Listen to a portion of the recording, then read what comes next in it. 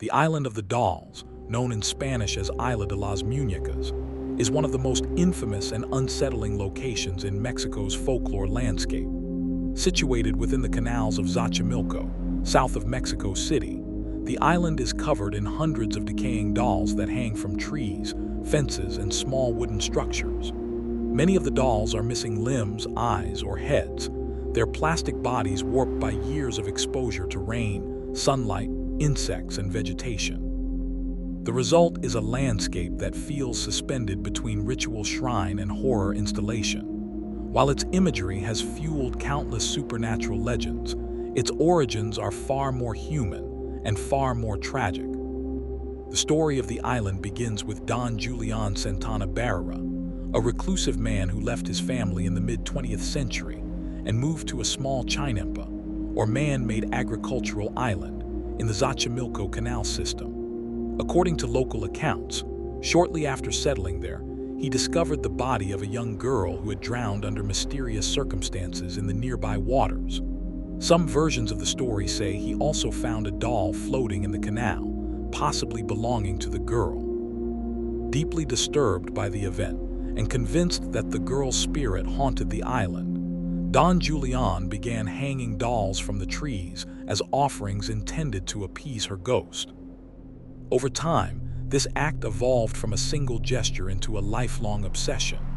Don Julian reportedly believed that the spirit of the drowned girl followed him, whispering, crying, or moving objects around his hut. To protect himself, he scavenged discarded dolls from the canals and nearby trash heaps. He hung them in increasingly large numbers, sometimes altering them or placing them in deliberate arrangements. Visitors who met him described him as deeply committed to the belief that he was in communication with the spirit. Whether this was a manifestation of trauma, isolation-induced paranoia, religious devotion, or a combination of factors remains open to interpretation. As decades passed, the island transformed visually and symbolically. What may have begun as a private act of spiritual appeasement became a physical environment saturated with decay and repetition. The dolls deteriorated, their blank expressions distorted by time. Limbs dangled from branches. Heads were nailed to tree trunks. The accumulation created an atmosphere that many visitors describe as oppressive or uncanny. Psychologically, the island taps into the uncanny valley effect, where objects that resemble humans but are clearly lifeless provoke discomfort. Dolls, designed to simulate children, become especially unsettling when damaged, suspended, or placed in unnatural contexts.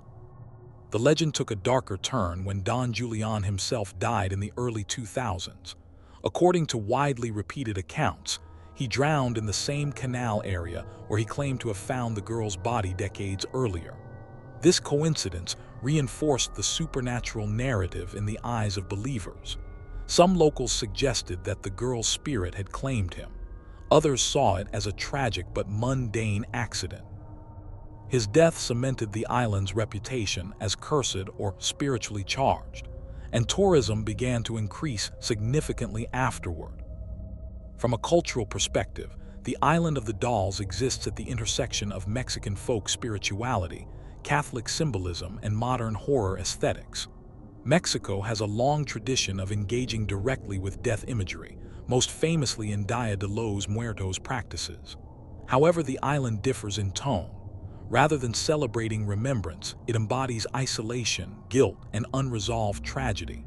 The dolls are not vibrant altars, they are weathered relics.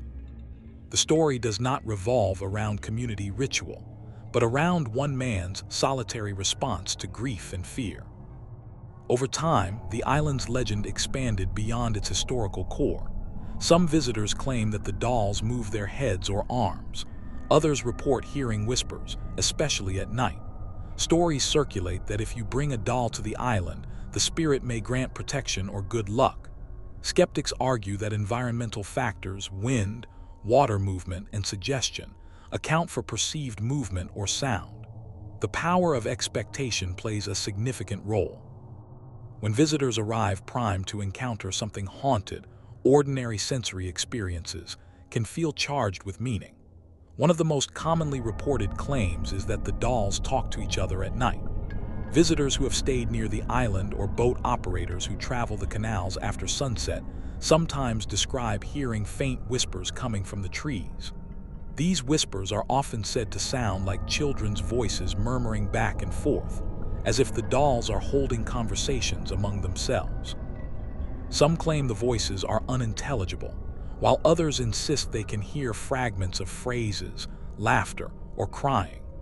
The idea that the dolls communicate reinforces the belief that they are vessels for spirits, particularly the spirit of the drowned girl that Don Julian believed haunted the island. Another widely repeated haunting involves the dolls moving on their own. Tourists frequently report that a doll's head turned slightly when no one was touching it, or that an arm shifted position between glances. Some describe seeing dolls sway even when there appears to be no wind. Others claim that the eyes of certain dolls follow them as they walk past.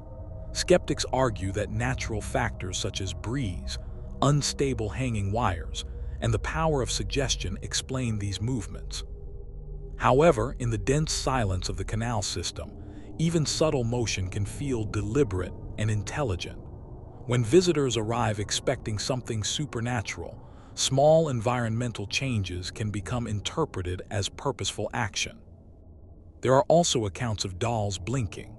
Certain dolls on the island have glass or reflective eyes that catch and reflect light in unusual ways. Visitors sometimes report that when they shine a flashlight or when sunlight shifts through the branches, the reflection makes it appear as though the doll's eyelids flicker. Some go further, claiming they saw a doll close its eyes entirely and reopen them moments later. These stories are rarely documented in real time, but they circulate frequently in online forums and paranormal discussions, strengthening the island's mythic reputation. A particularly unsettling claim is that the spirit of the drowned girl herself appears near the water. Boat guides sometimes recount stories of passengers seeing the figure of a young girl standing at the edge of the canal before vanishing. Others say they have heard splashing sounds when the water is otherwise calm, as if someone just beneath the surface is moving. There are reports of people feeling a sudden cold presence or being watched from behind the trees. In some versions of the legend, the girl is said to ask visitors to bring her more dolls, and people who ignore this request allegedly experience bad luck afterward. Another recurring haunting story involves electronic interference. Some visitors claim that cameras malfunction while on the island, batteries drain unexpectedly, or recordings capture unexplained background sounds that were not heard at the time. These claims are common in many allegedly haunted locations and often become part of the folklore regardless of whether technical explanations exist. The combination of humidity, old wiring in nearby structures, and environmental conditions could plausibly affect devices, but within the context of the island's legend, such malfunctions are interpreted as spiritual interference. It is important to distinguish between documented history and layered folklore. There is no confirmed record of the drowned girl's identity, and some researchers question whether the incident occurred exactly as described. It is possible that the story evolved over time, shaped by retelling. Don Julian's motivations may have been influenced by mental health struggles or religious interpretation rather than literal ghostly encounters. However, the physical reality of the island, hundreds of dolls suspended in various states of decay, is undeniable, and it is that tangible imagery that sustains the legend. Today, Isla de las Muñecas functions both as a tourist destination and as a living piece of folklore. Boats known as trajineras carry visitors through the canals of Xochimilco to see the site. Some come out of curiosity, others out of fascination with the macabre. The island's power lies less in verified supernatural activity and more in its emotional symbolism. It represents how grief, guilt, and belief can transform an ordinary landscape into something mythic. The dolls, once toys meant to comfort children, become guardians, witnesses, and silent participants in a story that blends tragedy with imagination. In the end, the Island of the Dolls is not merely a haunted location. It is a case study in how personal trauma can evolve into collective legend. A solitary man, responding to what he believed was a restless spirit, altered his environment in a way that now shapes global perception.